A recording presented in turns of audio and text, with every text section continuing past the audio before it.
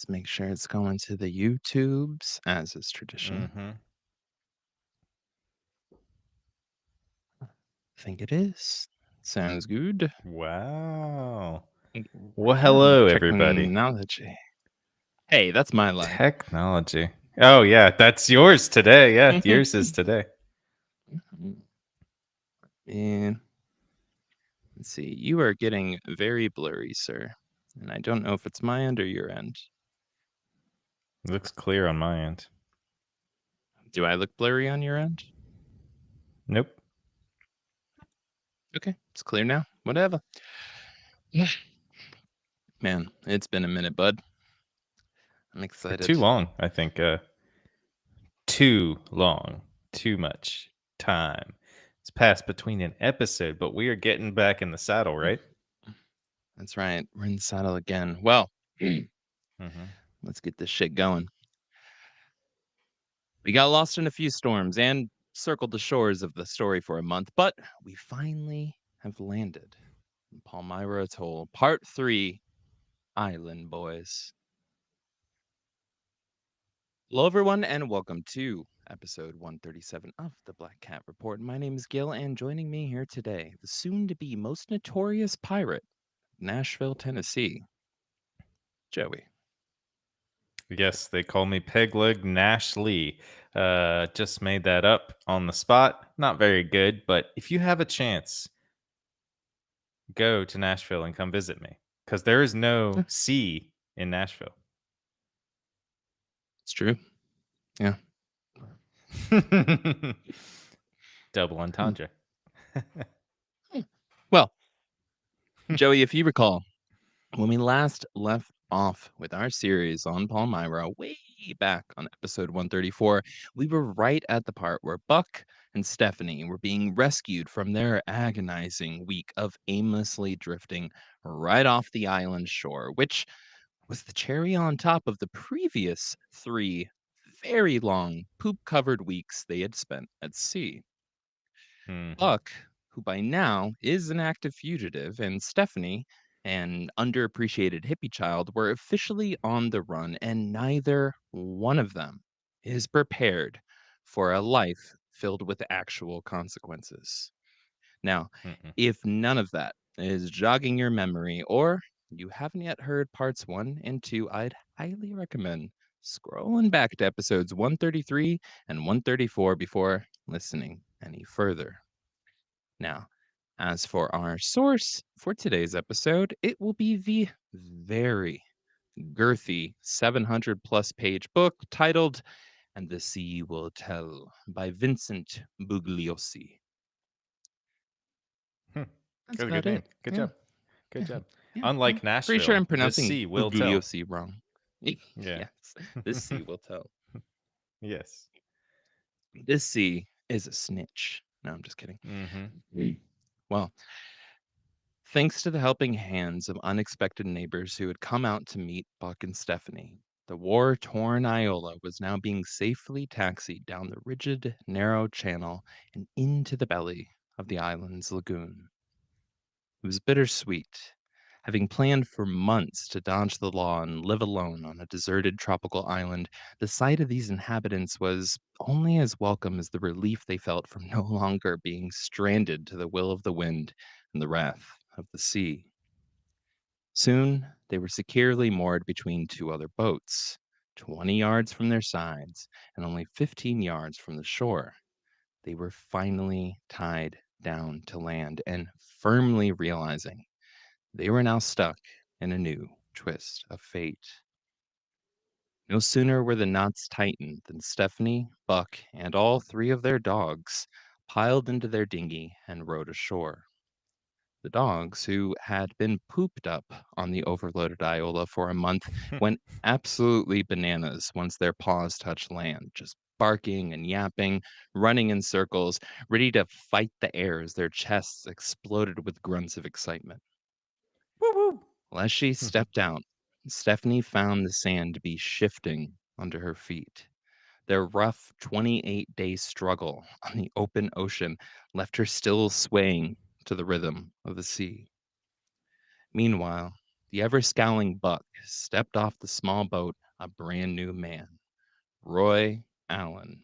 At least that's the name he had scolded Stephanie into calling him as he attempted to adopt a new identity while still having in full display a giant forearm tattoo that clearly read Buck.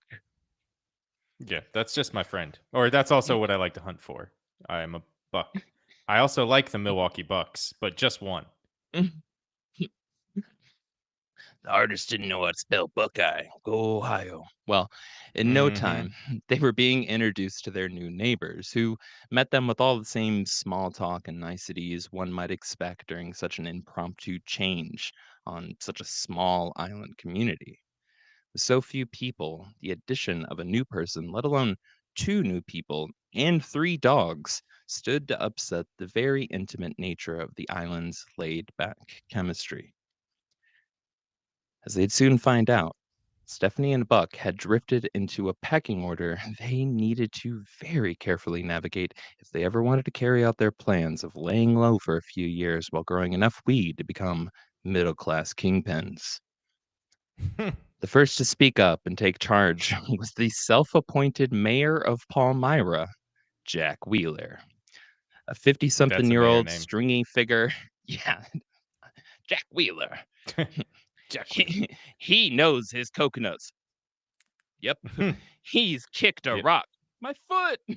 He can point out directions. I think it's that way. Well, he was a The name's 50 Jack. something Jack year Wheeler. old. My name's Jack Wheeler. Take the wheels to the sea. Well, he was a 50 something year old stringy figure with horned rim glasses attached to his face just above his massive sideburns that framed the appearance of his very sun aged skin. Picture Hugh Jackman without makeup playing Wolverine in the disco era. Basically, boom. Perfect. You know what I'm Perfect. saying? Yeah, Yeah, yeah. I felt like Some that was a good some people visual. say Jesus take the wheel, but everyone around here says Jack Jackman, take the take the wheel. wheel. Now, Jesus, I've got it. I've got it. When I'll take Jesus it from takes here. the wheel, he passes it on to Jack Wheeler. Oh, anyways, Stephanie barely had enough time to begin venting about the perils of their journey before being politely hushed up by Jack's stern ego trip. Stephanie, it was terrible. We had spent 28 days out on the water. Jack, sorry to hear that. Well, seeing as how I'm kind of the unofficial mayor of this place, I'll take you on a tour of the island. I'm not shitting you. That's how the conversation went. Good job, Jack. There's Shut him quotes right in the up. book. I think I only skipped like 3 words. He's like, well, that's sorry. Yeah, blah blah blah. Anyway, just shut up, Let's go. Stephanie. Hmm. As the three walked along, he then proceeded to give them a mayoral overview of the island, breaking down the history and the names of the separate islets. I'm literally just being like, this one was named after a judge, I think. And this one over here is named after a plant, I'm pretty sure. Um, Yeah, the worst tour. it's like- yeah. Jack, now y'all know about the poisonous fish, right? Stephanie, the what now? Yeah, Ciguatera, a toxin some of the fish carry due to an algae, but there are a few varieties that are edible and tasty. Shortly after this little discussion, Stephanie and Buck learned another fascinating tidbit about Palmyra. The lagoon was literally a breeding ground for black-tipped sharks, meaning you couldn't so much as dip your feet in without risking your toes being mistaken for Vienna sausages. Hmm. And to make matters even worse, there was almost no soil to grow their weed in, at least none that was easy to access. But I'll get to that a little later in the story. Hmm. Their big scheme, very quickly, I'm saying within an hour, was starting to meet the reality of just how inhospitable the island was, and their plans were now sinking faster than the Iola in a harbor on a sunny day.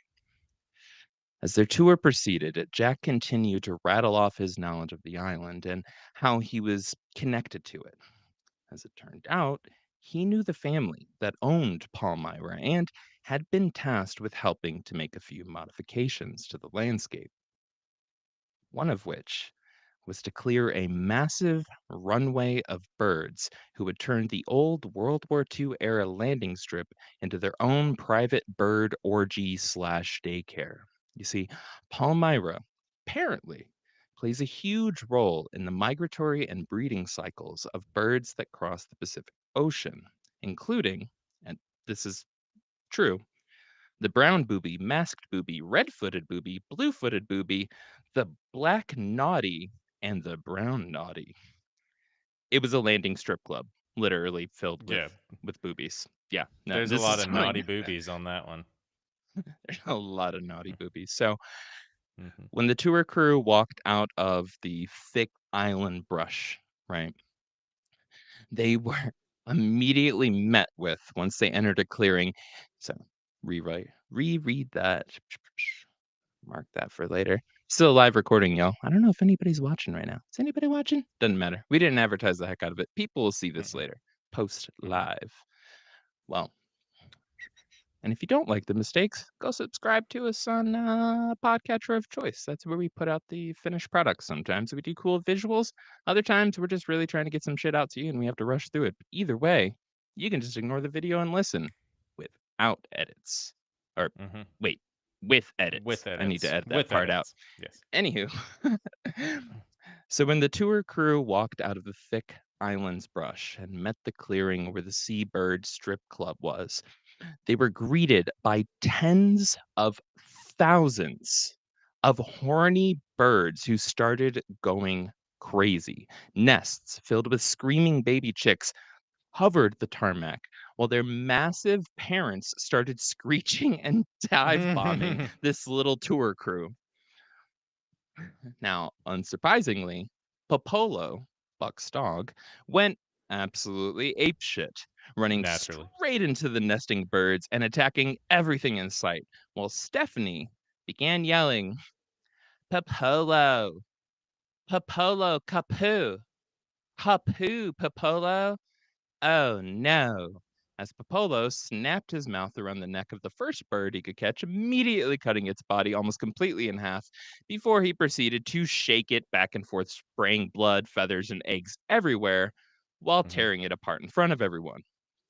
Well, as they stood there, watching this montage of carnage play out, Jack asked the obvious question. Is your dog that hungry? To which Buck replied, Nope, he's just that ornery. And with the exception of these screams still coming from the bird massacre, there was an awkward silence. Yeah, Buck for sure. eventually leashed Popolo, and the tour continued. The trio then proceeded to navigate awkwardly along the nearly mile-long landing strip, all the while dodging massive angry seabirds flying at their faces and attempting to step around the thick maze of nests woven amongst the asphalt. That's also the name of the Jack, strip club, the landing strip. that's that's a good one. That's a good Yeah. one. Yeah. Lay your eggs here, ladies. Oh my god, you know the inside the buffet is just called, like, the Nest. Um, Oh, gotta be. With eggs galore, or ooh, honestly. Pecker's Choice. Pecker's Choice, get it? The Peckers. double Love entendre? it. Got it. Yeah. Pecker's Love it. Choice? Bro, Dude, we're winning tonight. We're we winning tonight. we need strip club merch for this Yes. bird orgy strip club, this landing strip club. Um, Mm-hmm. AI, get on that. Get on it. Anyways, why can't we need to, like, get, who is it? Like, Temu or whatever to, like, subscribe to us because then it'll start making products from us just casually saying shit. Yeah. Do it. Honestly, that's just called playing smart. Every time people say Timu, I'm just like, you mean the freaking orca? It was There's an Shamu. orca Is the named orca. Timo?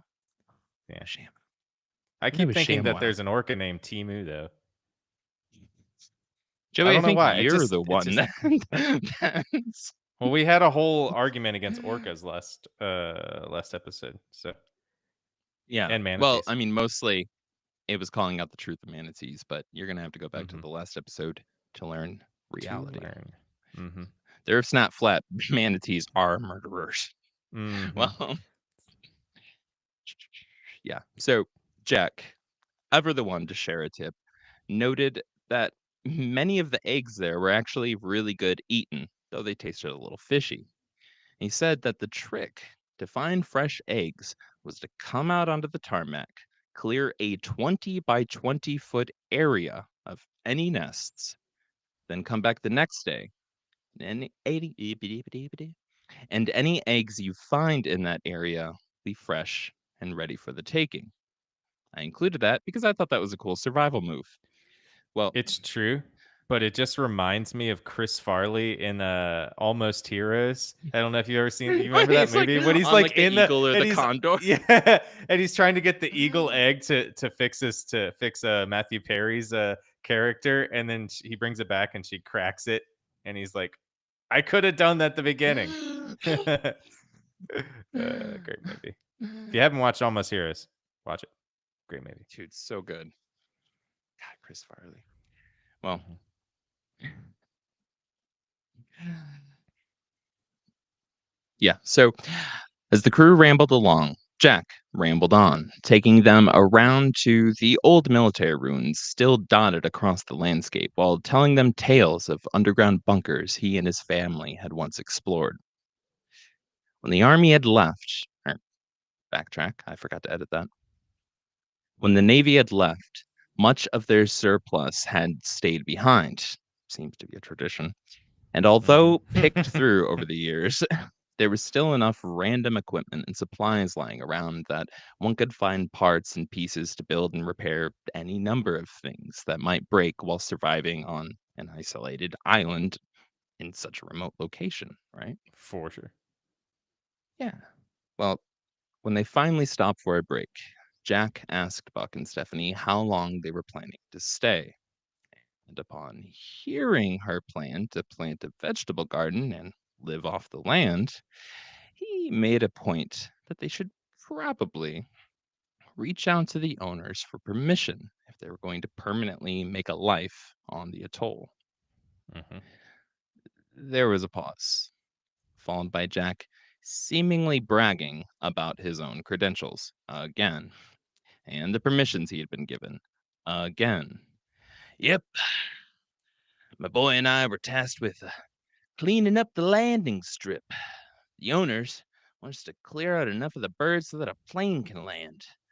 Not sure how successful we'll be, though.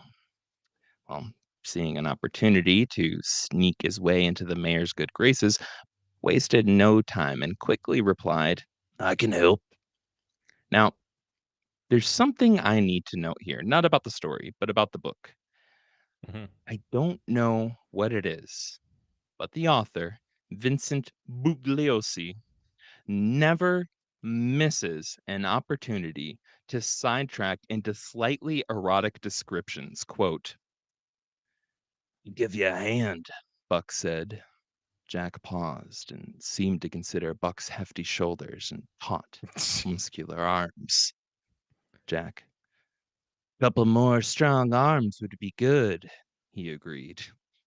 At this point in the book, there has already been about 9 of some of the most awkwardly laid back sex scenes between Buck and Stephanie, including one where I'm not joking. After noting Stephanie saw him as a quote, exciting and experimental lover, the author starts explaining Buck's style of making love. And he does this with a type of cringe I didn't know was possible for something rated PG. I This wanna is hear it. pretty much a Yeah. direct quote. Buck, lay down like this. Put your leg right here. What if you turn this way? Try this angle. Wear this hat. Slide to the left. One hop this time. Right foot. Let's stomp. Take it back now, y'all. I honestly just imagine the writer of the book, Bugliosi, just sitting in the corner of the boat, just like, take a leg back here, Buck says, and just writing in the book as they're having.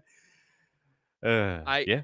if I flip to a page, I guarantee you within 2.5 pages of anywhere I flip, there's some sex scene description. And it's always like very PG or like Mhm. it just feels unnecessary for like the story. It's like, Yeah. okay, I get it. They were fairly young lovers and they fucked. You Yeah. don't need to just constantly be like, and then after that, they kissed at the sunset and went below deck, their bodies rocking to the waves pressing against the boat. Anyways, Buck didn't have front teeth, and the next morning he bought. I'm just like, what the fuck, dude? Vincent Freaklioso over there. Dude, that's a good one. That's a good Yeah. one. Well, anyways, I'm just trauma sharing right now, but Please it do. would behoove me and it would behoove the audience to not know this book randomly turns into a dollar store romance novel for like paragraph and then just Yeah. back to the murder. Well, Because up until now, I didn't know that that was happening, so I really do appreciate you letting me yeah, know. Because it just seemed like this is a good read of like, "Oh, this is all happening," and yeah, he may describe it, but then every once in a while, it's just like, let's get that boat a rocking, and if it's rocking, bro. please, writer, come a knocking. Like, come in here and start Yeah. writing. There was a previous section where it, like, went on and on and on about their sex life.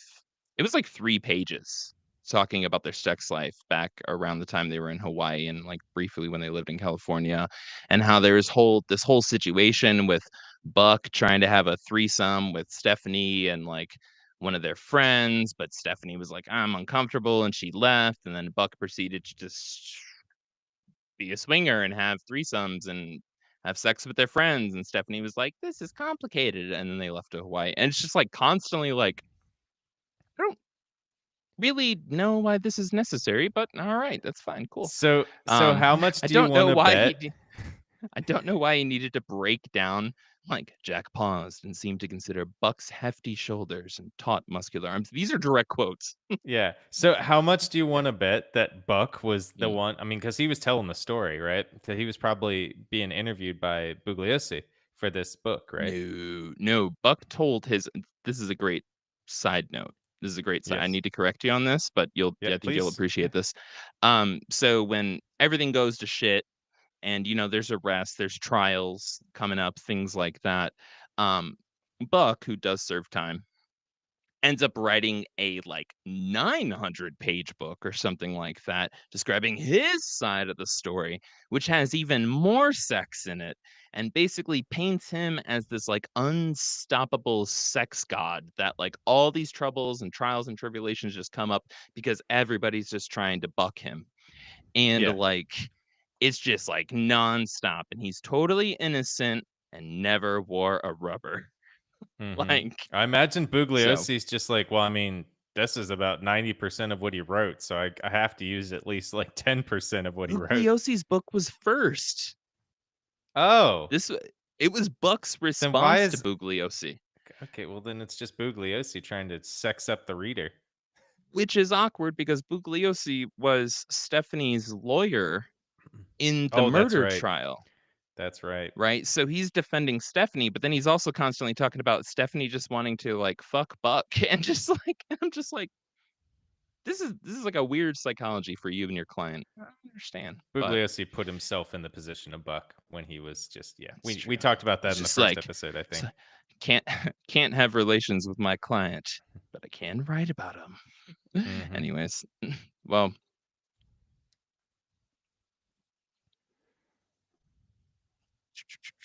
after Buck volunteered and Jack stared longingly, Jack gave Buck the rundown about their work schedule and he agreed to meet them the next morning at sunrise to help with their upcoming bird genocide. Before the tour continued, Jack pulled out his machete, picked up a coconut which had some roots beginning to grow from the bottom. Read that again.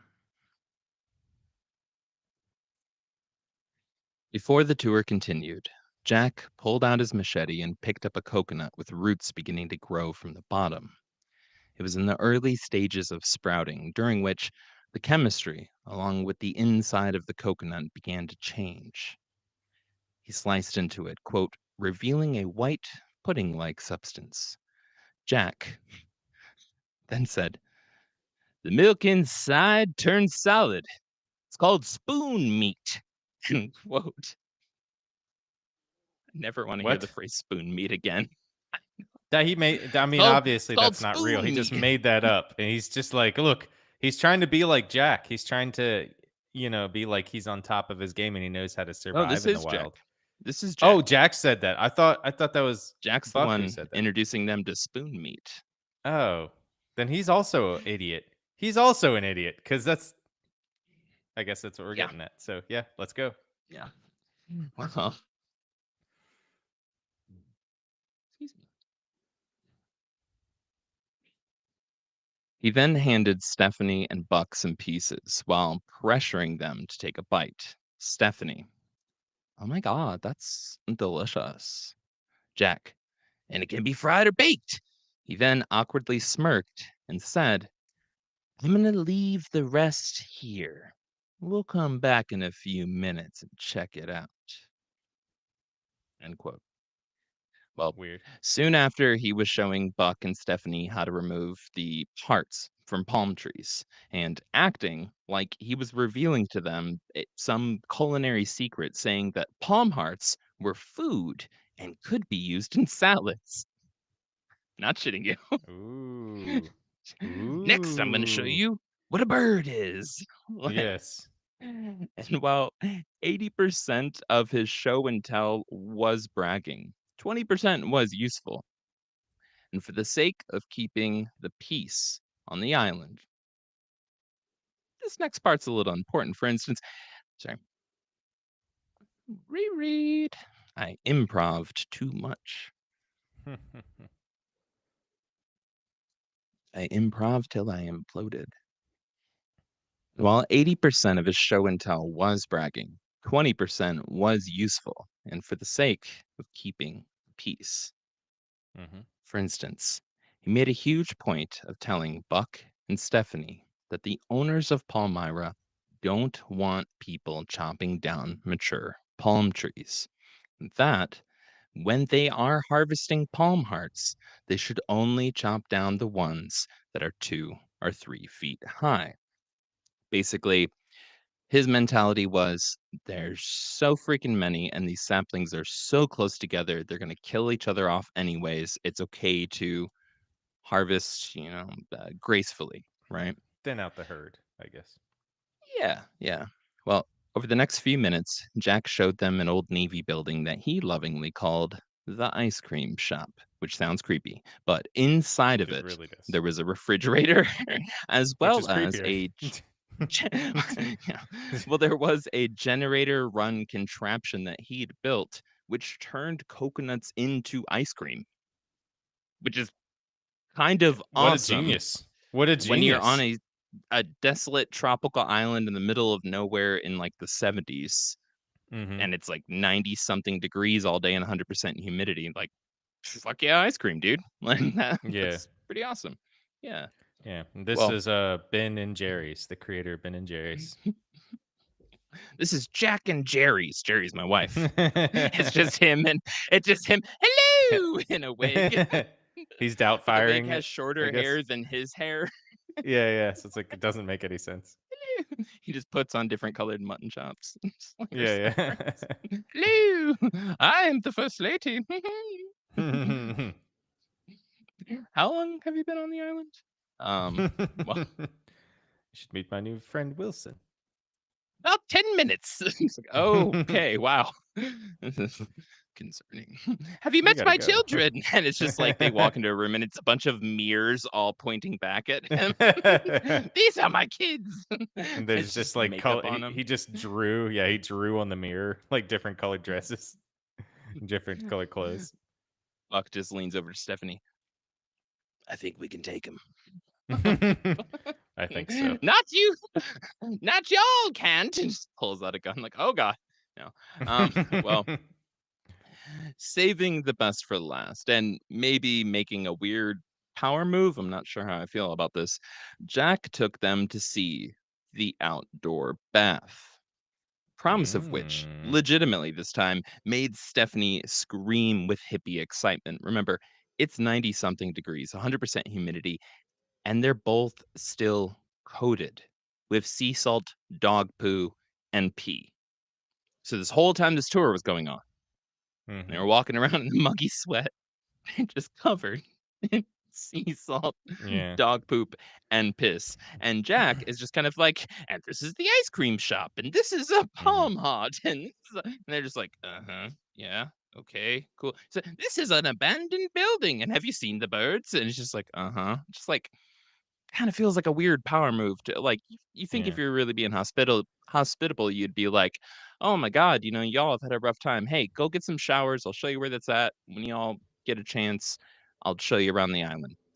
Seems Yeah. less, I don't know. Yeah, and that mixture of salt, poop, and urine is also the Mhm. new, scent from, patchouli.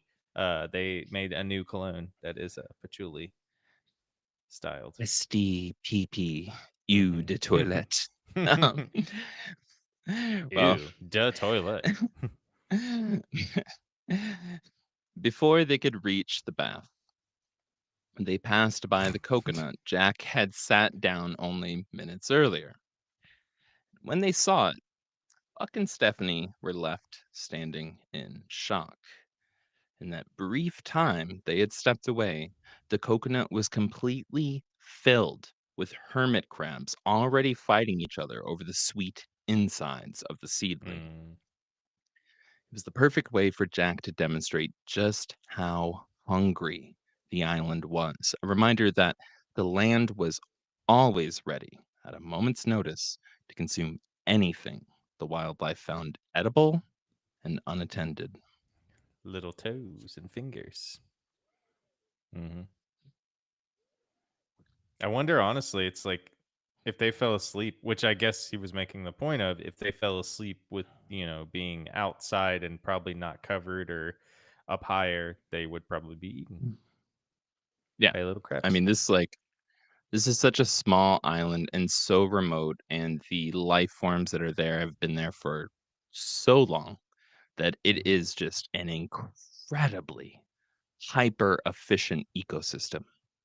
Like, you can't look at it as, like, there's any waste or anything, like, anything that evolved there, like, Mhm. evolved with the very near neighbors, you know? Yeah. Every single thing.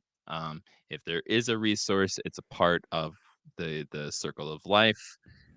Everything just constantly being consumed, Yeah. dying, growing, dying, growing.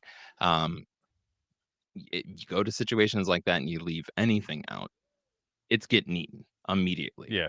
you know?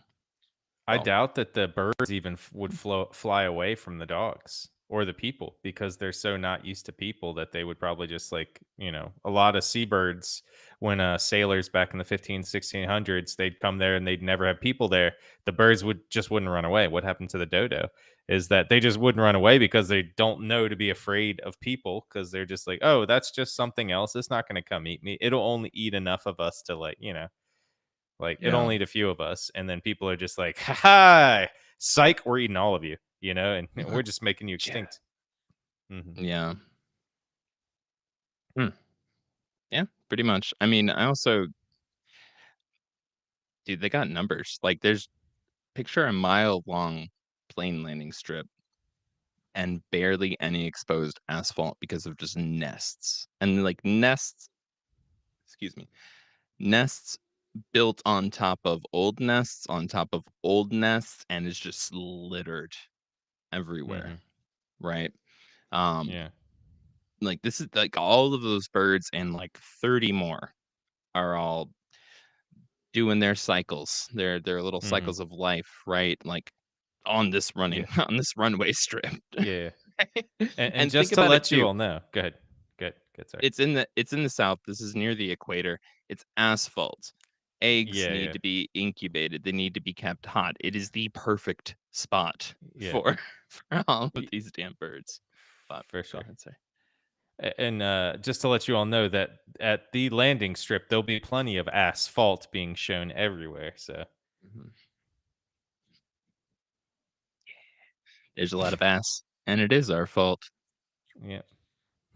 Well, with the mayor's tour finally over, Stephanie and Buck headed back to the Iola, but quickly got pulled into a brief side quest after their new neighbors on the Caroline invited them on board, where they met some ham radio nerds, smoked a joint, drank a little, then finally got to go take a bath. Ever the opportunist, author Bugliosi makes a point to again highlight how this led to the couple making love. But that's not the worst part. In the afterglow of their passionate romp, Buck proceeds to read out loud to Stephanie a chapter in a beachcombing book that was literally just a giant list of all the quote useful products derived from coconuts. Hmm. Nothing sexier. Anyways, like I was like I was saying, coconut is the fruit of the sea. You can barbecue it, boil it, broil it, bake it, saute it. There's coconut kebabs, coconut Creole, coconut God. gumbo, pan fried, deep fried, stir fried. There's pineapple coconut, lemon coconut, coconut shrimp, pepper coconut, coconut soup, coconut stew, coconut salad, Yeah. coconut and potatoes, coconut burger, coconut sandwich. Actually, that that's about it. Oh, It was yeah, yeah, it was he Forrest it Gumped it. was He Forrest Gumped it. it was literally the scene from Forrest Gump. Oh my god. As they were brushing It the I mean, he was probably just sitting there. it Yeah. was literally just a vertical list of things that can be made from coconut. She's like, "Damn, that was a good fuck, Stephanie. How about I read you a bedtime story? Pan fried, deep fried." That's the best bedtime story I've ever heard. Bro, after all the shit they went through, after all they finally got a shower, they even got to get some weed and, like, drink a little bit, finally relaxed. They're not at sea anymore, and then it's just like, "Let's read about coconut." It's like, "God damn it, Buck." Oh, I mean, it's very useful for sure if they're, because most of can their wait diet's until gonna the come. morning, dude. Yeah, but I don't know. Maybe that was his calm down, Maybe that was his calm down book, and that's how he calmed down from coitus. That was his come down book. Um, Mhm. well, since I'm not allowed to go to the landing strip, I guess I'll just read about coconutting. Um, Damn. Boom. Psst. the next day, Buck kept his word and met up with Jack to help him commit some early morning avicide, which, by the way, I looked up, is the word for mass genocide of birds. Avicide. Avicide. I didn't know that. Aviary. I just guessed. Aviary. That would make sense. Avicide, aviary, Mhm. A- Avian. Yeah, yeah. avian, flu. Yes. Anyways, Avicide. So think about that, y'all. It's a good Perfect. username. Well, upon his return, Stephanie noticed he was covered in sweat and exhausted. For Buck, it had already been a very long morning, and Stephanie wasted no time prodding him about how things had gone. But work wasn't Stephanie's concern. Knowing Buck's temper and his less than award winning people skills, she was trying to gauge basically how well Buck had gotten along with the mayor. For sure. But Buck, being Buck, didn't understand the subtleties and went on to outline in detail the uphill battle against the birds they were facing, how it was damn near impossible for them to ever clear that runway, and how Jack was starting to consider the only remaining option, his final solution, poisoning all poisoning Oh, all of the birds on the landing strip. Stephanie, did you just say poison them? Buck, in a completely unaffected tone. Yep, apparently Jack has a bunch of the stuff. Says he has enough poison in one of those sheds to kill an army. He then went on to explain in detail how they would then destroy all the eggs and burn all the nests. Avicide was the proper word for this. for sure. Yeah. Well, They're killing everything. even for Stephanie, Buck's calm, unfazed demeanor while casually explaining how he was planning to help kill thousands of animals at once, it was concerning, right? Very Maybe concerning. over a lifetime, there's like tens of thousands of birds. He's just, yep, we're just gonna fucking kill them all. Anyways, he has a lot of poison, and it's just like, do you not have any feeling, bro? Like this is There's fucked up, right? there's no scruples there. What an asshole. No scruples, not a single scrupe, not a scruple Mm-mm. to pull. None, none. Mm-mm. Yeah. Mm-mm. Well, nevertheless, the thought of it got her fired up, and she began scheming up ways that they could stage a sit in to stop it from happening. And while I What? 100% agree with Stephanie, this is messed up, Yeah. right? The idea of a sit in when there's only like 10 people on the island and Buck is one of the people killing the birds seems a little bit ridiculous. I mean, in my mind, first thought I have is just go steal the poison or, go help them move the birds. Yeah. Find I don't a know. better Anyways, solution. foreshadowing. Yeah. Stand in, Find a you know. better final solution. Yeah, yeah. Stand in. Don't sit in, you know. Just do something a little bit better. It was literally like, and it was such a stupid, I don't know, my organizer genes kicked in, but it was such a stupid response. It was just like, we're gonna stage a sit-in to keep them from landing on the runway. It's like, so you're gonna wait until after all the birds are dead to then stop planes? Like, how does this relate back to your original goal of protecting the birds? Never mind. Yeah, that I makes no I already sense. put more thought into it than she did. They're just gonna throw poison on her, you know. Just like here, that's fine. Just- Also, it's her partner that's doing this. But, Yeah, yeah, anyways, for sure. a few days passed, and Buck continued helping Jack and his son clear the runway. He didn't want to help, not because he was morally opposed, just to be clear, but because he was lazy and the work was boring. He Yep. did it because he and Stephanie saw this as the best way for the two of them to quickly build up social capital, hoping that if he kept acting like a good Samaritan, Jack would eventually, maybe, recommend to the island's owners that the two of them should stay on as the caretaker of the islands, or as the island's caretakers. Fuck that Yeah. part up. Not a bad scheme, if you're gonna be there all day anyways. Yeah, yeah. But any brownie points Buck had earned were quickly lost when on the morning of June 30th, Polo or Popolo? I can never remember how to pronounce this, even though I have it written phonetically. Popolo. Popolo.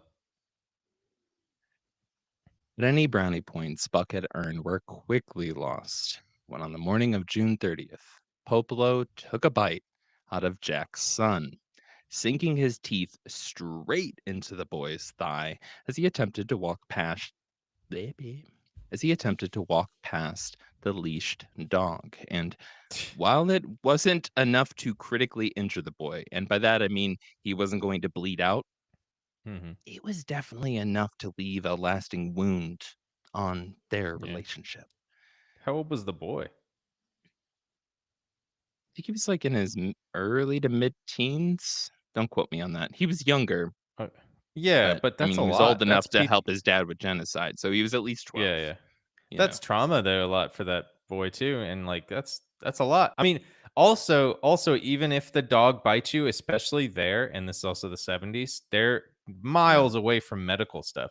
So if his leg gets infected, there's not much that they can do for that. Because I doubt they really had a whole shit ton of, medicine out there with them. They probably had just a little bit enough. A lot of the yachties, the yachting community, they were trained in paramedic type stuff. They have to be, That's good though. Yeah, for um, sure.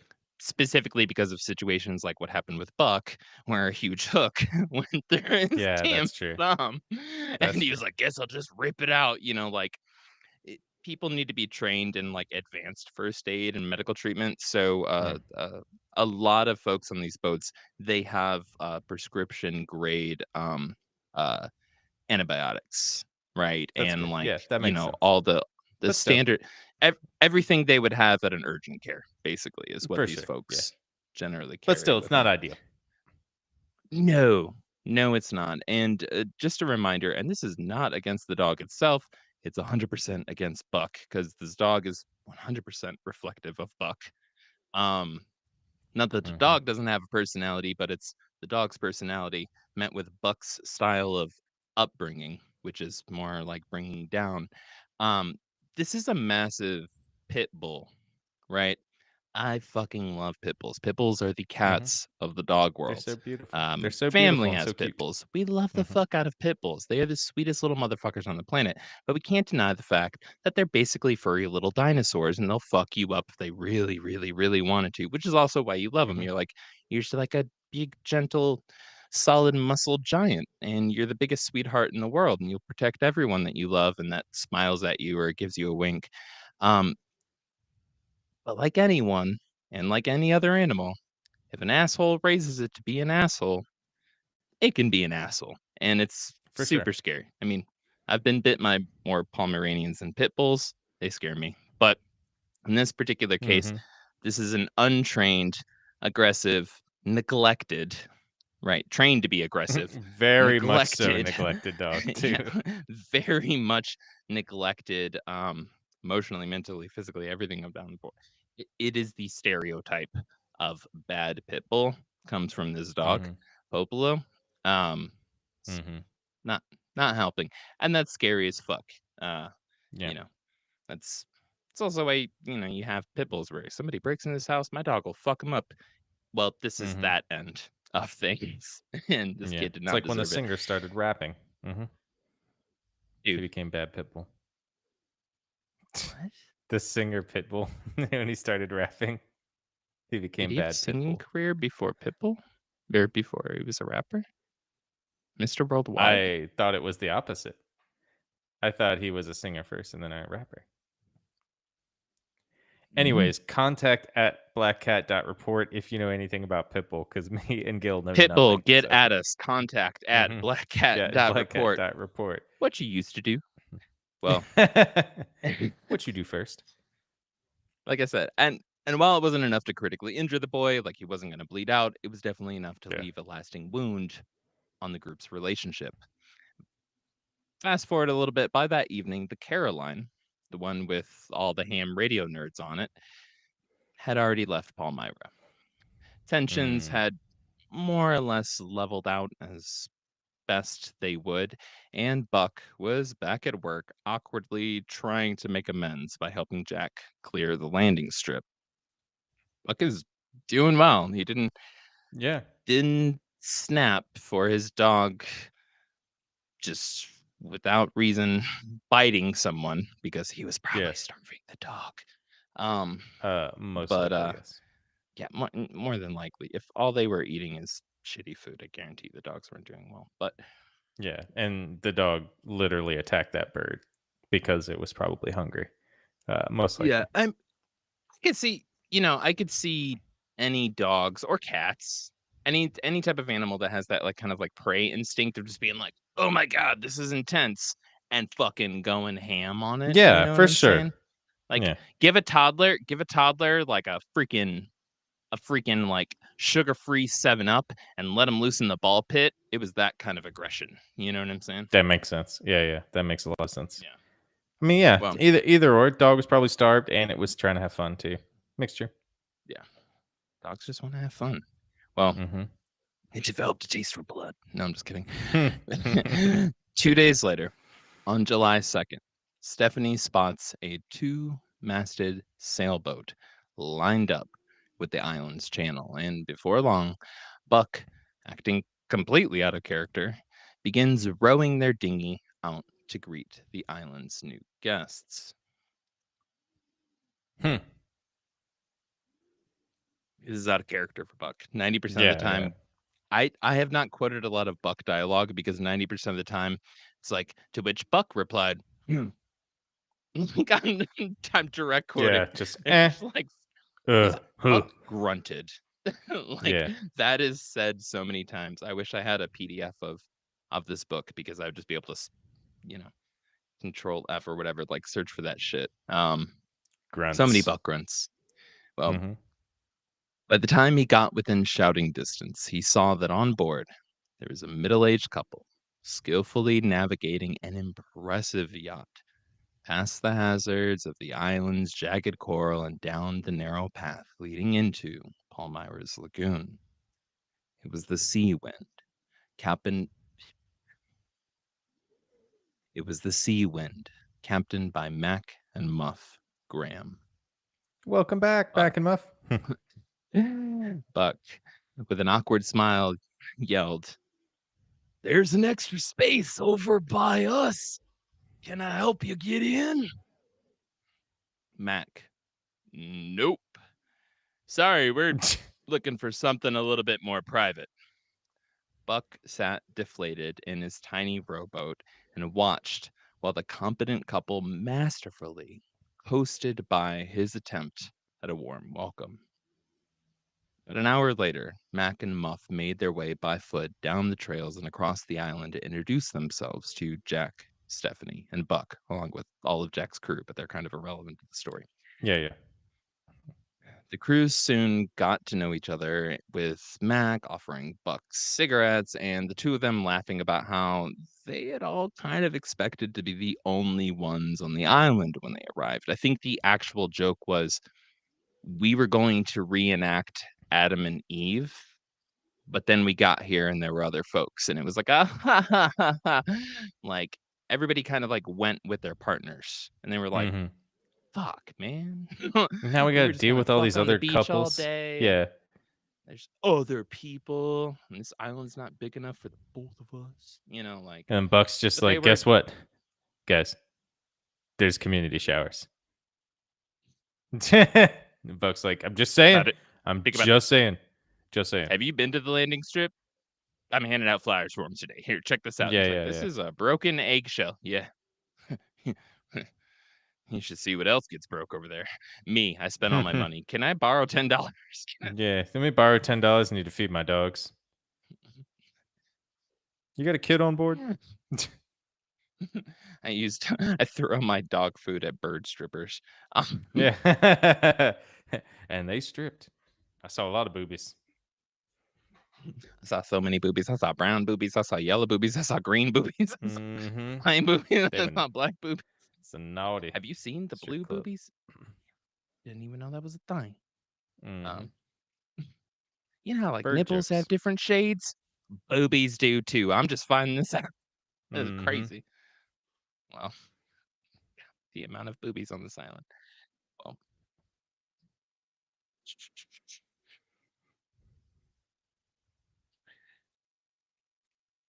basically what happened is all the jokes eventually over the course of the evening started to take a this kind of sucks to a very bitter tinge when after only a few hours of their introductions, right?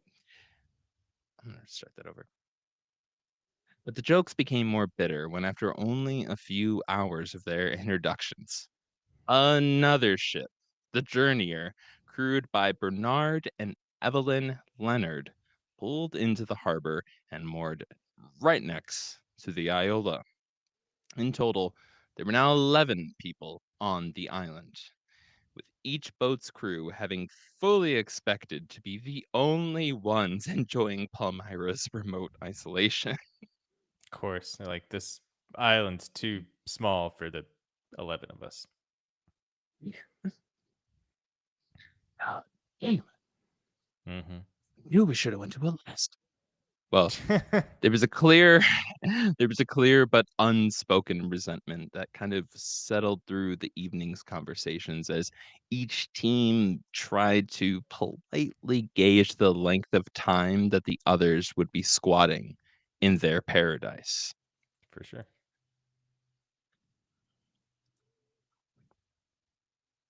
Letters from Mac and Muff in hand, the island's unofficial mayor, Jack Wheeler, along with his family and their ship's crew, departed for Hawaii on the morning of July 6th. Mac and Muff couldn't have viewed Palmyra any differently if they had tried. See, while Mac wrote home to his mother, describing it like a tropical Garden of Eden that was constantly calling to him in every moment, inviting him to explore, Muff, on the other hand, went to great lengths detailing the dilapidated buildings, stripped down vehicles, poisonous fish, the non stop squawking of the birds day and night, and the seemingly endless variety of bugs, rodents, and general pests inhabiting every square inch of the untamed jungle that Mac had brought her to. This is a perfect juxtaposition between when I forced Joey to go camping with me. Oh, good God, yes. And you're just like, dude, it's so great. We can sit up, we can get a fire, we can look at the stars, we can drink. I'm like, snakes are out there. There's really Yeah. big bugs out there. Yeah, yeah, I know. And they Did you see one? suck. There's bears out here too, and you sleep horribly. By that point, I'm drunk and I'm like, you know, what also sucks. People suck. People fucking suck, man. Let's go look at stars and find UFOs and shit. And you're like, I'm Yeah. just gonna sleep in the car, and I'm like, that's bears love cars more. I had Bears raw sleep meat in cars. in the car. Have fun, Joey. Good You're just luck. like, God, There's just bears on God the damn it. side, just like, If God it wasn't your damn it, birthday. Gil. um, It's always your birthday when we go it's out. always It's always the best. Hmm. it's true. No, but I just reading that just now, I'm just like, this is literally how if I was writing home to my mom and you were writing it home to your mom, Yeah. you'd be like, this is an inhospitable land. You'd be Werner Herzog in that clip of him trying to Yes. get the fucking the riverboat up over the hill in the Amazon. It's Yeah. a godless land. It's a The boards. It's a godless land. pain. Everything is in pain. It's death. Hmm. It's unorganized chaos. Dude, yes, that's the outside world for Joey, me. this is just the 7-Eleven at the bottom of the mountains. Absolute terror. It is terrible. It's terrible. They don't even have hot All dogs at they the had was local ones. the hand blowing machines. I want paper towels. What is going on here? You got to have Don't you paper know about towels. the germs? Mhm. So, We are the within Germans. a week, within a week, there was a new chemistry forming between the island's inhabitants. You see, while Mac and Muff spent most of their time during this period pursuing Ooh, Mac's jungle chemistry, eh? adventures, Stephanie began regularly producing coconut butter and various other simple goods as she began a sustained effort to barter with the Leonards and the Grahams. That's smart, though. That's good. Yeah, yeah. The reality Maybe. was, no, that was the best that she could do. Don't get me wrong, but the reality She could was, do, yes. yes, the keyword that she could do. The reality was, it had only been about 2 weeks since Buck and Stephanie had arrived, and supplies on the Iola were already dwindling. She found herself reliving her fears that she had experienced a few weeks earlier of them running out of rations. Yep. This was payback for Buck's reckless consumption during their month long voyage at sea. And just as before, while Stephanie made every effort to be proactive and responsible, Buck sat on his butt and did little to contribute. In fact, he negatively contributed. He started making on a regular basis. I wasn't sure how to phrase this. Every time she would come back from these trades and bartering with the neighbors, Mhm. he would make disparaging comments about the other people on the island and going so far as to mock Stephanie for associating with them. He'd be like, oh, Uh, the Leonards. Oh, so and so Leonard. Ah, he's so uppity. I don't even know why you're talking to him. As he just sat on his ass all day and she's like looking at the food supplies, being like, Are you are you fucking stupid? Like if I don't suck up to mhm. him, we're fucked. And you're gonna Yeah. get on me, and I'm the one that's making everything, and I'm the one trying to go out and do this, and I'm the one trying like, Buck's a douchebag. Mhm. Um, Old Diddy yeah. Buck. Well, still, their neighbors did do what they could do to help the desperate couple, regularly trading things like fish and small quantities of ingredients, flour or sugar, things like that. for Stephanie's simple homemade goods. In Yeah. reality, neither the Grahams nor the Leonards had any use for her constant daily supply of butter that she was pestering them with. It was kind of like, all right, girl, you were just here yesterday with coconut butter. We haven't even used yesterday's coconut butter. Yeah, I guess Yeah. I can give you a little bit of tobacco for buck. Or yeah, I guess I can do this. Okay, like we have rations too.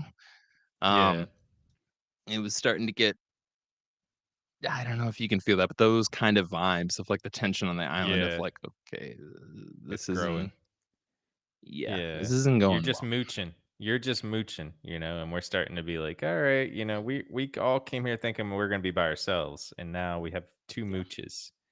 Yeah. Yeah. And you're 100% right. So, like, by this point, Stephanie and Buck were living off of charity, and it was starting to annoy the hell out of everyone who, like you just said, Hmm. thought they were going to be alone to begin with. Yep. There's nothing worse than when you're going somewhere and you're like, oh yeah, it's gonna be the sweetest, most romantic. You tell your partner it's the sweetest, most Mhm. romantic time. And then you get there, and then there's 15 people sitting there waiting for you as you get there. And then Mhm. there's like, oh, hey, dude, I didn't even know you were coming. Oh, that's great, man. I'm so glad you're here. Hey, what you guys doing later? So, oh, This is I Jack Wheeler with more yeah, mirrors. Hey, yeah, guys. yeah. What you doing later? Oh, I think I just want to have like, I think me and my partner, we're just gonna sit and have a really nice Just gonna have romantic some night in. nice. Oh yeah, you mind if I join? Like that's Yeah, pretty much what bro. it is. Bro, I was wondering, like, you didn't text me back about the game. Like, my TV broke. Is it still cool if I Hmm. come over? It's like, I never said you could do that. Bro, it's the game. Of course I can. Like, Yeah, of course I'll be anyways, there. I'll bring the You got brewskis. I'll bring the stereo. I know you got a system, but like, I like my own mix. You know that. yeah. I'm gonna just pop on in there.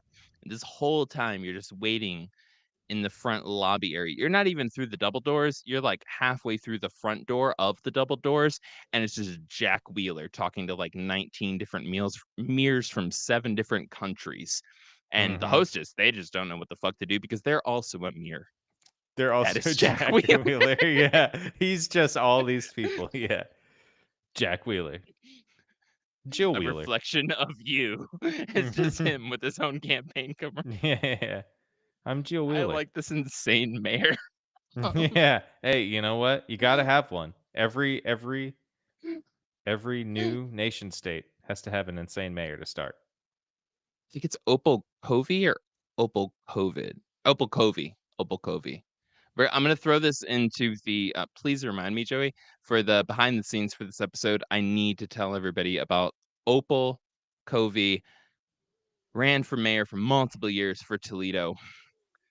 She is the Jack Wheeler we are describing. God Love damn it. it. She did pass away, which is sad. But Mm. I still want to buy her campaign merch. But I've insulted Probably on eBay. Toledoans too much. They're not Probably gonna on send me eBay. shit. No. Anyways, um, we'll just screen print it. Hmm. Turn Yeah, yeah. Toledo into a pot of gold. Opal Covey. Um, anyways, Quotes. where was I? Still their wait, did I read that part? Still their neighbors did what they could to help. This couple readily, yeah, yeah, yeah. Whale clip. The next few weeks would show efforts made by the other crews to ease tensions on the island. I think it got to a point where, you had 2 other boats of folks, and they were just kind of like, "All right, this is how do we have the difficult conversations without completely fucking up this Lord of the Flies kind of situation that's developing here that's really weird 100%. and Yeah. slash like, fire in paradise kind of shit." Um So they went the route, both crews, right? So when I say both crews, I mean like the Grahams and the Leonards. They both kind of at one point in time went the route of being like overly hospitable to try to like prove all of the insecurities they were afraid of if they just came out and said something, to kind of be like, no, no, no, no, Yeah. no, that's not any of this. We want you to understand us. We want you to be comfortable. We want you to appreciate us. but we also want to establish boundaries, but we also realize how bad it is, but we also don't know what else the fuck to do, and we're not shitty human beings, so we're trying to go Yeah. the nice route, right? This all kind of transpired into a series of like invitations, right? So up first was the Leonards sending an invitation over to Buck and Stephanie to come spend the evening drinking rum and sharing stories on their yacht. And Mhm. finally, right? And that was a nice time. They hung out and they ate food that didn't suck, and they weren't on in their piss shit filled boat. And like it was like, Yeah, yeah. oh wait, this is what boats could be like. Fuck. Yeah. Like they Nice, had a yeah. nice evening, right? And they tried to balance out growing tensions, right? The responsible adult thing to do. Well, Mhm. finally, an evening with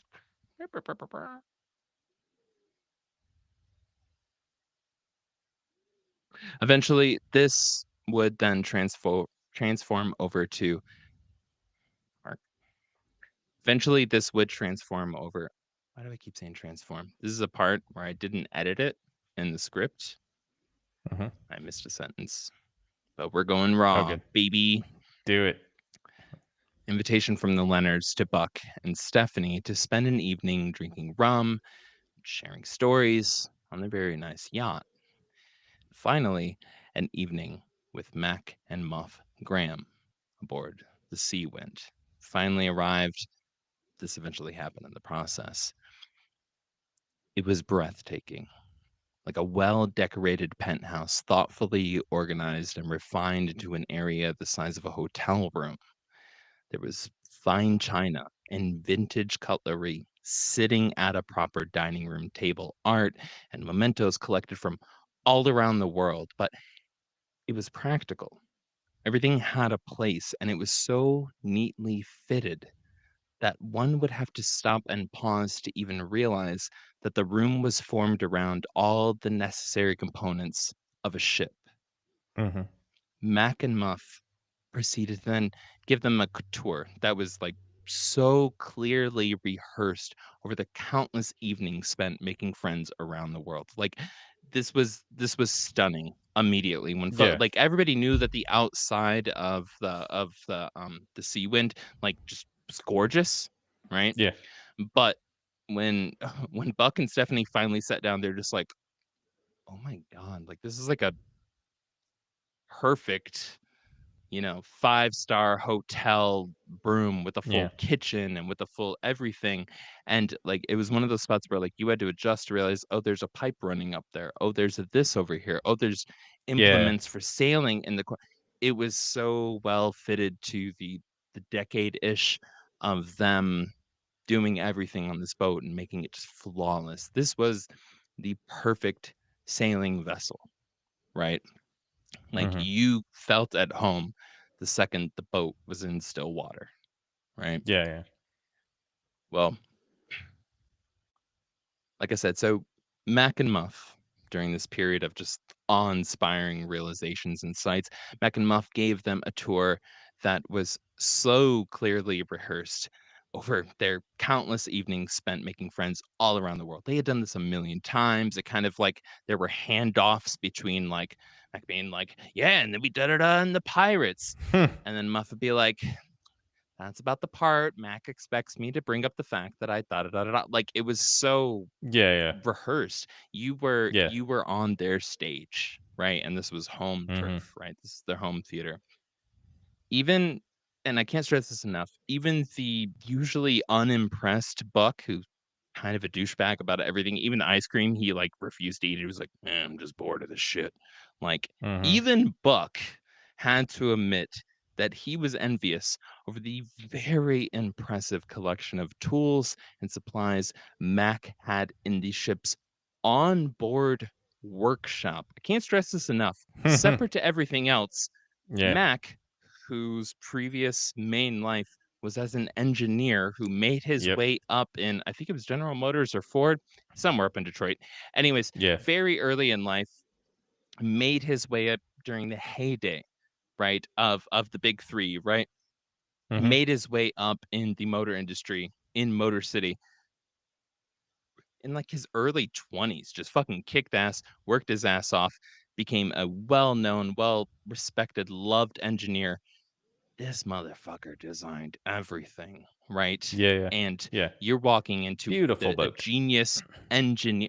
Well, you're also walking into a genius engineer's ideal workspace. And if there's one thing an engineer loves, it's a challenge, right? That's how engineers' minds fucking work. Yeah. So he's like, we need to have all of these things and we need to have this much. Eventually, we need to have this much square feet for the Yeah. main living area, which leaves me with only this much square feet for my Yeah. workspace, which I have to have. Meticulous. So Yeah. how can I and just like brilliant. It's just some cool ass shit, right? Even Yeah. if you're not into tools and stuff like that, which I'm fucking not, you gotta appreciate when you're like, click your elbow against the wall and it's like a jackhammer, a Yeah. 1973 Corvette. You know what Yeah, I'm yeah. saying? Flips. Like Yeah, yeah. Seinfeld Turns on over, flips reruns over is the playing, like wall. just all the Yeah. shit starts happening. That's that engineer mindset. It's so fucking cool. And so this was his fucking playground inside Yeah. of his ship, which was his dream. This is Yep. cool as shit, right? Mhm. And yeah, it had everything from construction materials to carpentry tools to electronics and an acetylene torch. Overall, this evening was incredibly pleasant. There was literally, like, I think it was like a 3 or 4 course dinner that they were served, which was like Mm. expertly cooked. Love it. Everything was perfect, Dreaming of right? it. Mhm. They were sitting together, no longer covered in dog poop and piss, in a sophisticated atmosphere that was probably way more upscale than either one of them were used to. No offense to them, but Mhm.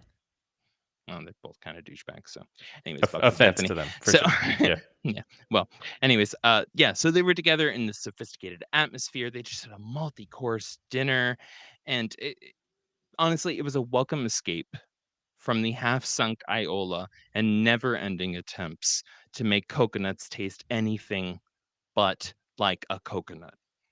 Mhm. Couples wrapped up their night with liquor and music before Mac handed Buck a full pouch of tobacco and some rolling papers as a parting gift. Good gift. Yeah, well, I didn't even say it earlier. When Mac, or sorry, when Buck and Mac first met that first day, when Mac and Muff kind of came down the trail and popped up and finally said hi to him, um, Mac went to go smoke a Marlboro Red, and Buck was like looking at him with those like hungry fiend eyes, right? Yeah. And Mac was like, "Oh, do you want a cigarette?" And Buck, not shitting you, reached in to act like he was grabbing one, grabbed two, and pulled it out, put one in his pocket, just like the most douchebag move you could possibly do. Yeah. Um, yeah, and it was very clear where it's just like, damn, like Yeah. he's fiending, and I He's understand nicotine jonesing. fiending. Like, Yeah, yeah, yeah. like he's having his Nick fits. I understand that. I'm not gonna judge him on that, but Nope. that also is why I sucked at writing the script. I didn't include this, but this is why it was so significant at the end of the night. Mac was like, "Hey, you know what? Here's a giant pouch of tobacco and some rolling Yeah. papers, bud." Like he's Enjoy. really trying to make Mhm. But he's putting it on. Yeah. rapport. Really big. Right. Yeah, but he's trying. Mhm. Well, a few days later, the Leonards would be departing Palmyra, heading back towards Hawaii, and taking with them a letter from Muff to mail back to her mom on the mainland.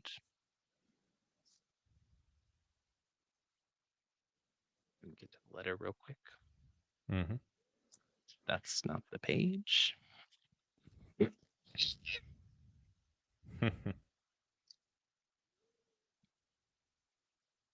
Dearest mother, I don't know why I sound like this, but this is how Muff sounds now. Muff sounds that way. Yeah. Dearest mother, 3 boats are here now, but one, the journeyer, is leaving and will take this letter with them. That leaves us alone with a hippie couple who plan to stay here and live off the land. It's just our luck that they decided to roost in Palmyra. Mac has cleared the land around us and set up a little camp ashore that we use as an outdoor patio area. We found an old table, chairs, bench, and platforms to set the furniture on. This other couple, Roy and Jennifer, sorry, I'm going to try to remember to change that in the book. Bugliosi calls Stephanie Jennifer, and this constantly confuses me Hmm. every fucking episode. Yeah. Jennifer is Stephanie, but he's Confusing. Yeah, protecting yeah. client privileges. So, Hmm. check.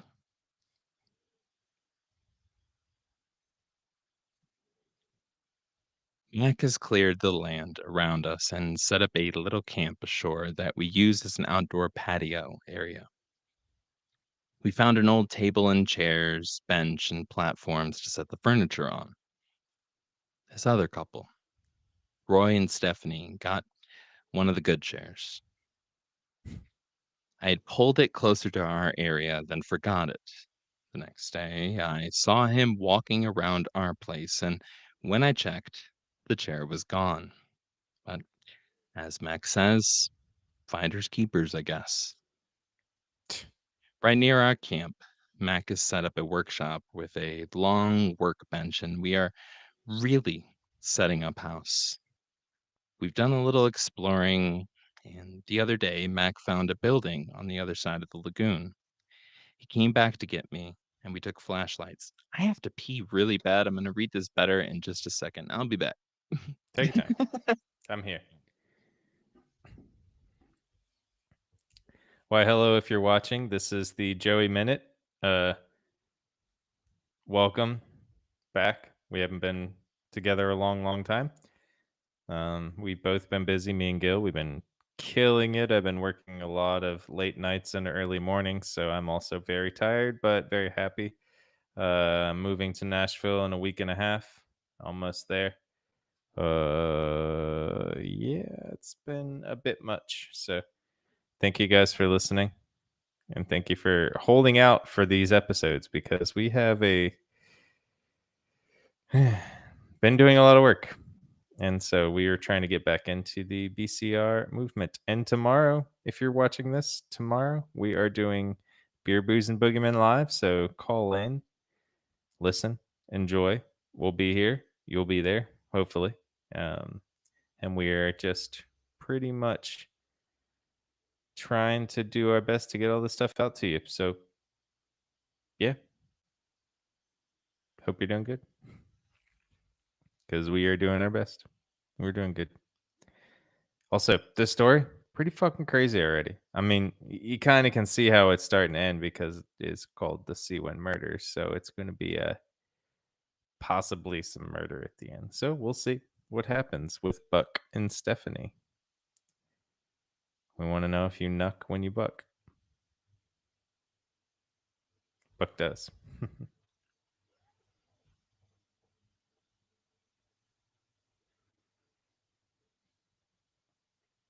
And I hope you guys have all watched the latest Cup of Joey because there is some pirate stuff going on at the end of it. That's pretty good, honestly. It's pretty damn good. And hope you all are enjoying it and hope you watched it because I had fun doing it. I did in like 2024 and finally got around to doing it and editing it for you guys. So, yeah, hope you enjoyed it. And yeah, the next Cup of Joey is going to be fucking, it's going to be a big surprise for you guys on it. So, stay tuned to the next one. It's September's. We're almost in September. We are in September. Oh my God, it's already passed by. And here we are.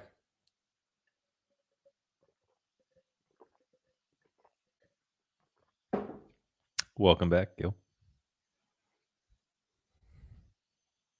It's been a while since you've got to have a Joey minute. I know, I did Which, it. I talked for a bit and I was like, yeah, letting people know what's hell going yeah, on. Mm-hmm. hell yeah. No, I missed that. I love how my habit of drinking a shit ton of coffee and then drinking beer just before recording literally turned into a series on our Patreon Mm-hmm. because the Joey minute ended up extending into Cup of Joey. Like, literally, it was. So, Mhm. not Have you trying to watched take the all newest the one? credit, but my You don't have to bladder watch it. is. Have you watched the newest one? I don't know. Did you watch the N newest past 5 episodes of Paranormal Happy Hour? We'll no. talk then. I'm just gonna send you the video of me doing the pirate stuff so you can get just to that. I'm gonna I'm gonna watch it, bud. You know how my No, you don't personal have to life has watch it. No, been. I'm just gonna send you I don't want you to don't watch No, it now. no, no, no, no, Don't no. watch it. I don't Don't want you to watch it. watch it, but I'm sending it to you. No, I want you to watch the pirate thing. I That's don't the want you perfect way to don't get in watch my Cup of head. Joey. Yes. The perfect way to get Don't in my watch head Cup is of be like, Joey. "No, no, no. I'm sending you Pandora's box. Don't open it." I'm gonna be like, "Come Pandora gets to open the box." Like, yeah. So, True. Okay, done. Done. I'm gonna watch the pirate video, and then I'm gonna pirate the pirate video, and I'm gonna release it to everyone. I'm posting I that want shit to. on I'm going to. LimeWire, Please baby. do. Put it on our YouTube. It's two and a No, half no, no, minutes. fuck that. We're going to LimeWire. I always wanted to, Oh there's a couple God. punk bands there's a couple local punk bands that I'm, like, pretty damn close with, like, at least 2 of the 3 members or 2 of the 4 members of the different bands. I've been trying to convince them for years to release, opening it to release one of their albums because I think this would be punk as fuck. They do have very dedicated fan bases locally and like regionally. Like, if Mhm. you did a release promotion where you just took like 20 of your CDs and snuck them into the Goodwill bins and just put them around the Goodwill bins and then notified all of your listeners and your fans, they can go Mhm. get your album out of the Goodwill bins. That's punk as fuck. I'm just saying. I think that would be a good move for a punk band to promote it. Where it's just like, go get our album because if you went to the Goodwill bins locally, you would find the CD, brand new CD, brand new album. The shit's hot, and it'd be like 10 cents because it's by weight, right? Mhm. And it would be a scavenger hunt of a bunch of punks flooding into the Goodwill. No, lost opportunities. Motherfuckers need to listen. You know, you know, I'm gonna go on a rant here real quick while you You're mention gonna go on your Goodwill. This was an anti-Goodwill example. rant. Look, this Yes, isn't about the yes. Goodwill, Fuck Goodwill. Joey. You're Fuck stuck. Goodwill. You're stuck on the Yeah. title, and you're talking about Mr. Goodwill himself. I'm just talking about the concept of. Arthur Goodwill. Arthur Goodwill himself is not a good person. But let's go. Let's go Don't to make this. my don't make my Let's get it back into don't the make my episodes. exaggeration look Let's uncalled get for. Joey, I know you have back. 45 minutes of convo ready for this. Hold on. No, I'm done. I don't need I've on past episodes. Maybe that'll be the next cup of Joey. We'll see. Goodwill bashing at Goodwill. I'm gonna go to the bins at Goodwill and just video myself being like, "Look how shitty Goodwill is." You can keep going Bad all day. will, I can go. It bad will, yeah. bad will But for goodwill. Um, that's a good one. That's a good episode name. Goodwill do you Let's. wrong. Hmm. Yes. Let us Goodwill hump back burning. in. Dear mama. No, I can't read the beginning of this without just like immediately going into Tupac songs. But It actually just did burn. The Goodwill just did burn recently in Asheville. So the did big it? one off Haywood Road, it got lit on fire. The bend burnt, but it Completely was fine. unassociated with why Joey is moving out of state. This has Why I'm nothing to moving do with soon? it. Nothing to do Not with a it. Yeah. single reason. Detectives, you did a good job finding these keywords. But, buddy, Hmm. we're going to save you some time. Just keep moving along. Nothing to do with it. Hmm. Just like there's no C in Nashville. You can just Let's move on. you can just jack wheel off to Yeah. somewhere, some other suspect. Yep. Um, okay. Back to muffs. Letter.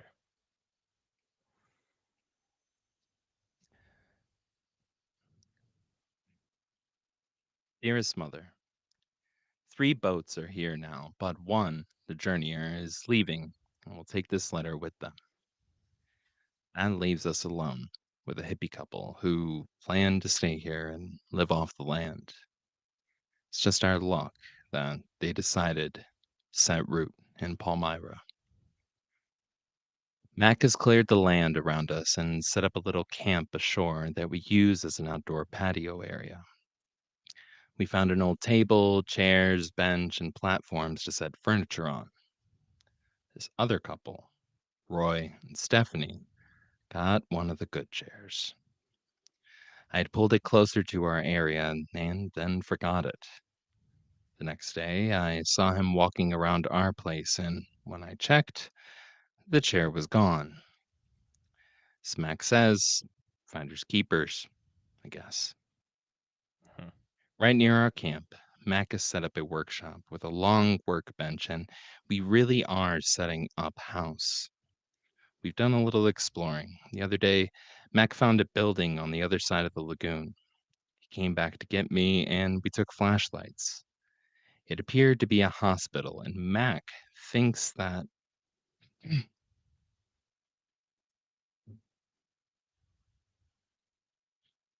it appeared to be a hospital, and Mac thinks that communications that shadows. It appeared to be a hospital, and Mac thinks a communication center too. Inside it was spooky to me, but Mac went right in like he'd been there 100 times. Most of the island is jungle like, and the birds carry on so you'd think you were in Africa, the deepest, darkest part.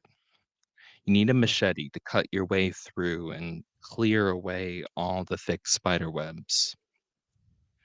Roy and Stephanie have run out of sugar, cigarettes, and I don't know what. Everything. They have bartered with other boats. Next, they will ask us. I pray they won't. Roy has a chainsaw that he uses to cut down trees so they can get to the coconuts easier. It makes Mac furious. Hmm. To top it off, they have 3 dogs. This island is no place for dogs. She is a house type dog, very sweet, named Puffer. And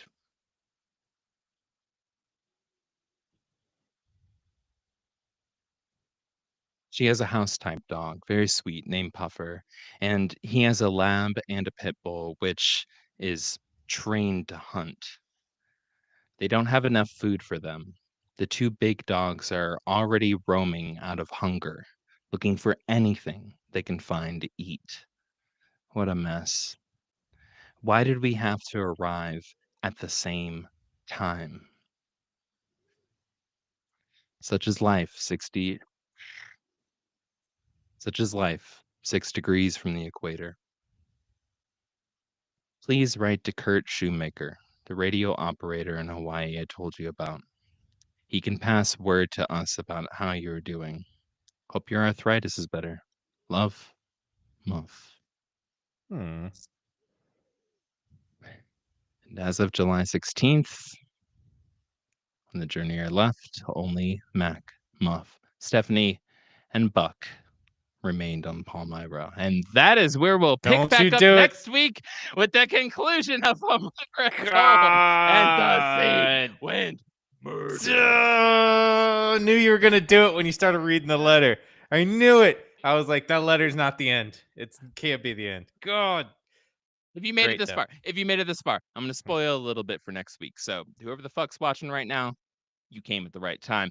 Point is, next week we get into the very rapid degrading and what's the word I'm looking for? Buildup of tensions Hmm. between the Grams and Stephanie and Buck. Shit starts to go downhill For very sure. fast. There is another crew that is going to pop into the situation. A lot of, and the reason why I've kind of like referenced some of these letters or referenced that the letters were sent out is because this eventually goes to trial. Right. And this book is written Yeah. by the lawyer. Right. Again, this is the Yeah. Vincent Bugliosi was the lawyer who got Bugliosi. Charles Manson convicted back in the day, right? Um, He's got a name. yeah, no, he's got a very solid name, and this was kind of his Hmm. next big thing. Hair Force, what up? We love you. Um, Hmm. let me repeat back real quick. So yeah, Vincent Bugliosi, he was the lawyer that got Charles Manson put behind bars, right? And like his Hmm. next big case was this, right? Which he then wrote a Yeah. book about, similar to how I believe it was him that wrote Helter Skelter, right? Which was like the definitive Yes, he book did. for Yeah. so many years about Charles Manson. Anywho, um, a lot of the evidence that shows up in court is based off of the literal letters that get sent back home from the different people that are Mm, going to these islands. So there's a tradition within the yachting community. You go out to these random remote islands. Somebody's going to yeah. leave 3 weeks, 2 months before you do. You write out a letter, you write out the address, you put the stamp on it, and you say, "Hey, when you get to wherever the heck, do you mind sending this off to my family for me?" Yeah, Right? yeah. For sure. And then in this particular case, which we're building up to with the shoemaker, um, the family can then mail letters to a ham radio operator at a nearby island. The ham radio operator gets the letters, opens them up, and reads the letters from your family to you out on the island. Right. So that's Yeah. kind of how the circle of communication works. Right. Yeah, yeah. That's what we're building up to. And that's also a lot of the case, along with Stephanie's testimony when this eventually goes to trial next week. And guess what? We're not going to go in depth on the trial because there is nothing like a lawyer who's famous writing about a case they're famous for in a book. 300 pages of this book is how awesome he is in court. No one gives a fuck. Look All good. that Look said, how good I am. look how goddamn good I am. Anyways, I went back to the restroom and I said, wow, look at those collarbones, those clavicles. Mhm. You see those massive shoulders? Do you work out? Do you want to work me out? Oh, sorry, it's a mirror. Huh. Didn't see you there, Jack Wheeler. Well, Joey, before we sail off, we, my bestest friend in the world, we, sir, We have thank yous. gotta give a few shout outs to all those majestic sailors swabbing the poop decks of the Black Cat Report Patreon. I'm talking Alyssa. I'm talking Amanda. I'm talking Abe. I'm talking Bobby. I'm talking Bree. I'm talking Bud. I'm talking D, Dave, Dwayne, aka Snatched Quad on Twitter, Don, Dragon Paw from the Star Blood Chronicles podcast, Harry, Carey, Ian, Jackie, James, Jaden, Gavin, leader of the Chicken Cult, by the way. Shout out. Happy late birthday. Happy birthday. Little Mystery, Lucas, Marissa, Michael Extreme, Tim Miller from Miller's Monsters, Morgan, Oscar, Peak of the Mountain Productions, aka Bets Bay, Rochelle, Buckles, Stephanie, Thomas, Tim Buckles, Yellow Bear. That's not all. Not all. Wait for the beat. Listen to that Hammond. I'm going to give some extra special shout outs to our 2 librarian tier members, Kristen from the Paranormal Girl podcast and the uber awesome Max. And of Uber. course, the always last but never least, our sexiest producer. The one, the only.